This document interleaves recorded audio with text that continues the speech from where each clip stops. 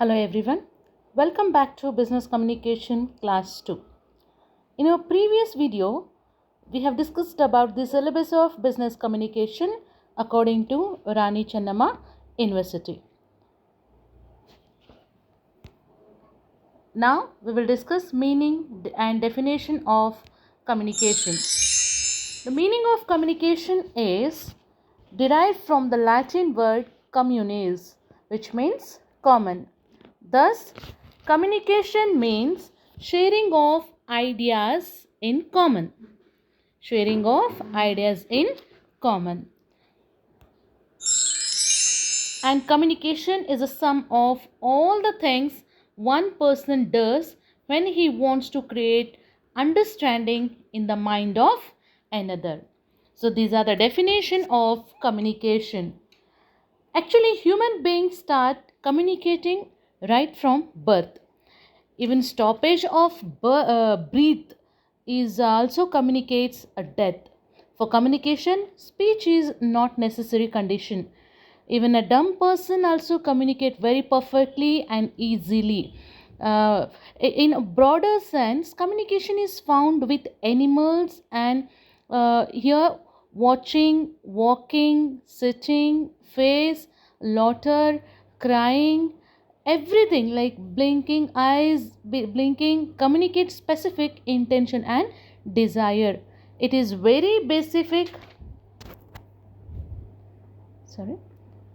It is very basic and fundamental to human existence, also a continuous process and essential to all human activities. In every moment, one keeps on communicating to others throughout the day. One may be talking, listening, writing and conversing with others, sometimes arguing, disputing, sharing opinion or feelings, seeking help, directing, reading, cautioning, etc. etc. Even when sleep also, long breath or sounding breath communicates about the tiredness or sound sleep of a person. So communication, it is it means sharing of ideas in common. Every day you talk to you talk with the members, with your family members, friends and relatives on various matters. You receive letters, messages from your friends and relatives on a different occasions, and you also reply to their messages. Maybe you send a SMS or WhatsApp messages, or you make a telephone calls. In this process, you are able to share the information with others. Similarly, they also share their experiences with you. You must have observed that in office, the officer rings a bell to call the attendant. People stop their vehicle at road crossing after looking to the red light of the traffic signal. So we follow the traffic signals by seeing the lights, that is red, green and yellow.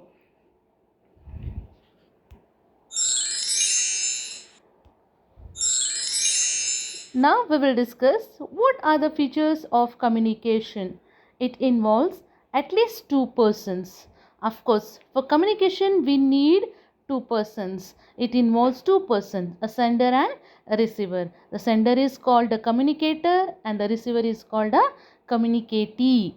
A person who speaks, writes or issues some instruction is sender, and a person who receives, like whom the communication is meant or who receives the message, is the receiver. For example, I am communicating with you people.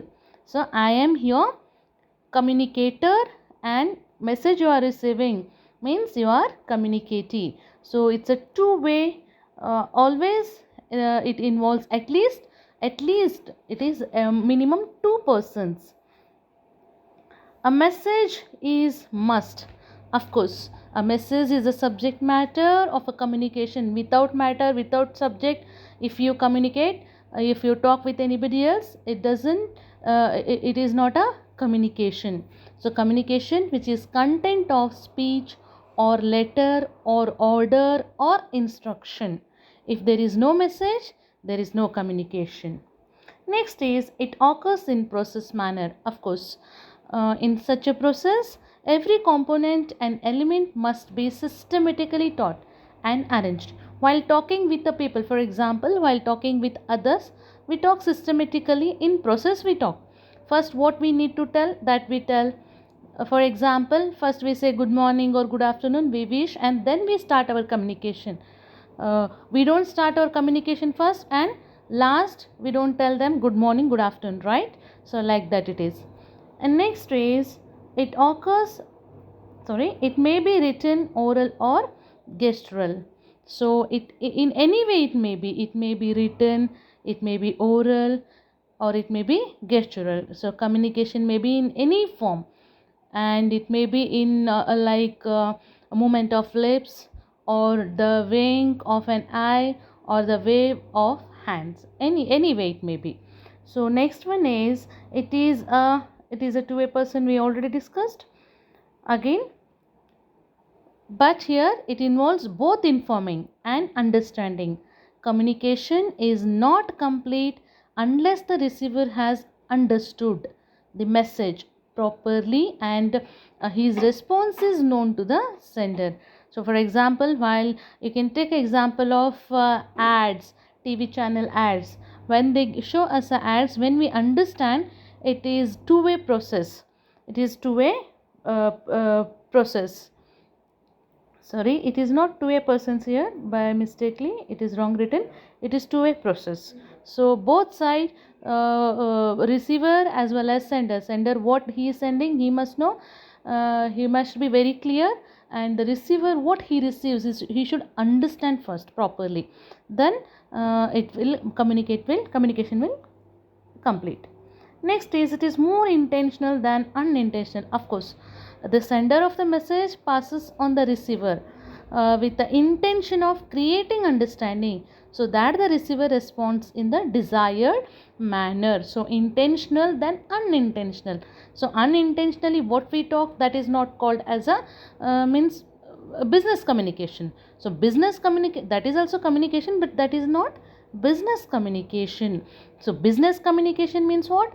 Intention, something, some intention. With the intention only sender send messages. It may be written, it may be oral, or it may be gestural. So intention is must.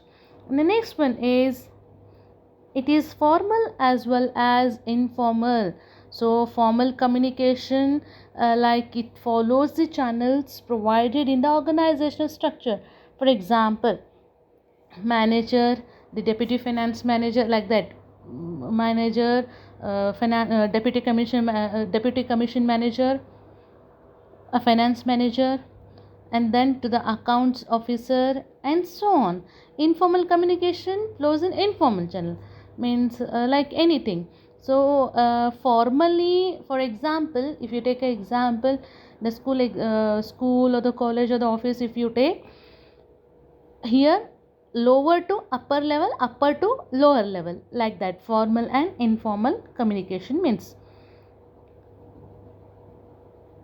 Next is, it is dynamic process. Of course, dynamic means what? Change in communication. Change in communication is, it's very common to it is very common to person to person. A person changes his way, style, approach while communicating with a different persons at a different situation. So depends upon situation, depends upon the person, we communicate, and while communicating, that communication may be differ from person to person. For example, while talking with family members, our attitude, our gesture will be different. While talking with other person, other people, other person, so that time our gesture, posture, as well as talking style will be different. So it is dynamic process. Always we can't be in a same manner while communicating. So communication process is always dynamic. So mutual benefit of both sender and receiver. So here the communication is mutual. What they say, what sender want to send, and what receiver wants to receive. So both the means mutual benefit of both sender and receiver. It is internal as well as external. Communication takes place within the organization, means I'm talking about the business communication among the organization here. The member of the organization, here the communication takes place within the organization among the members to achieve organizational goals and outside the organization, the customer, creditors, suppliers, etc. So here internally, internal communication means talking with or communicating with within the organization premises, and external communication means talking with other people, means stakeholders who are not employees of employees, neither employees nor employers. Here talking with other people, other persons. So this is, I think, these are the features of communication. I am clear about it, and I hope all of you understand it. Thank you, and will continue in the next session.